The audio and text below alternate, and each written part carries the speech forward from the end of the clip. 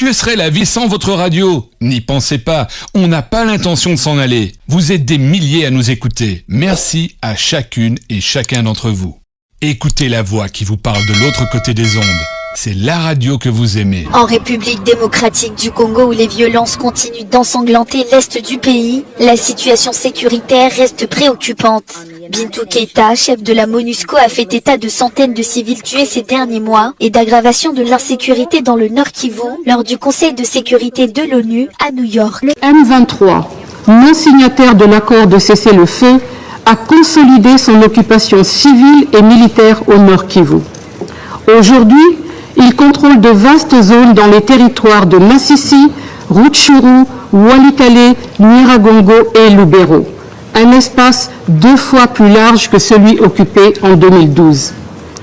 Les forces démocratiques alliées, ADF, demeurent le groupe armé le plus meurtrier, avec des centaines de civils tués ces derniers mois. Même si le nombre d'attaques visant les civils en Ituri a diminué ces 3 derniers mois, leur protection reste un défi et une priorité absolue.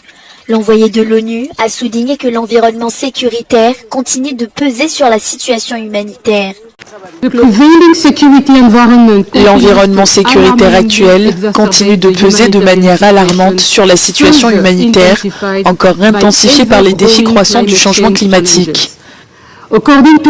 Selon l'OCHA, près de 6,4 millions de personnes sont actuellement déplacées en raison des conflits armés et des risques naturels. De multiples épidémies ont également aggravé la situation humanitaire. Pour éviter des tensions supplémentaires autour de la révision de la Constitution, la chef de la MONUSCO a encouragé les parties prenantes à œuvrer ensemble pour que le pays reste sur la voie menant vers la stabilité. Dans 48 heures, le Parlement réuni en congrès va accueillir le président de la République pour son traditionnel discours sur l'état de la nation. Avant ces grands orales, attendus par la population, le président de l'Assemblée nationale, Vital Kamerhe, est allé rencontrer le chef de l'État pour préparer ces grands événements. Au sujet de la Constitution, les speakers de l'Assemblée nationale adhèrent à l'idée de la mise en place d'une commission interdisciplinaire voulue par le chef de l'État. Nous avons balayé tous les secteurs de la vie nationale. Nous avons parlé du social des Congolais, de l'économie, et ceci nous ramène au développement. Bref, on a passé en revue les 145 territoires. En ce qui concerne la révision constitutionnelle elle-même, je voudrais rappeler aux uns et aux autres, évoquer cette question, ce n'est pas un tabou. C'est dans la même constitution, à l'article 218, où l'on prévoit le mode de sa révision et qui sont habilités à prendre une telle initiative. Au numéro 1, c'est indiqué le président de la République. Au numéro 2, c'est le gouvernement réuni en conseil des ministres. Au numéro 3, c'est chacune des chambres du Parlement par la moitié de sa composition, c'est-à-dire la moitié des députés, la moitié des sénateurs. Au numéro 4, c'est la population congolaise par une pétition de 100 000 personnes. Mais alors, où est le péché? Je ne vois pas où est le péché.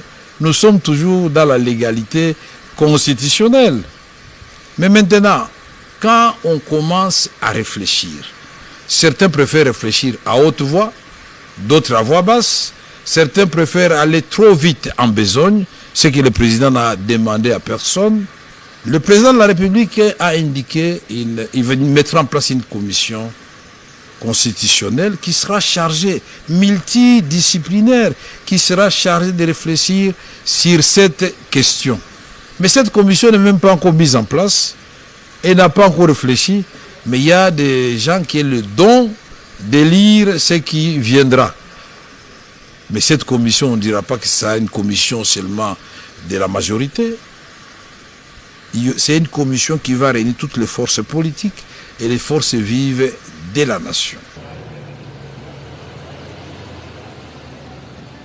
Que serait la vie sans votre radio? N'y pensez pas, on n'a pas l'intention de s'en aller. Vous êtes des milliers à nous écouter. Merci à chacune et chacun d'entre vous. Écoutez la voix qui vous parle de l'autre côté des ondes. C'est la radio que vous aimez.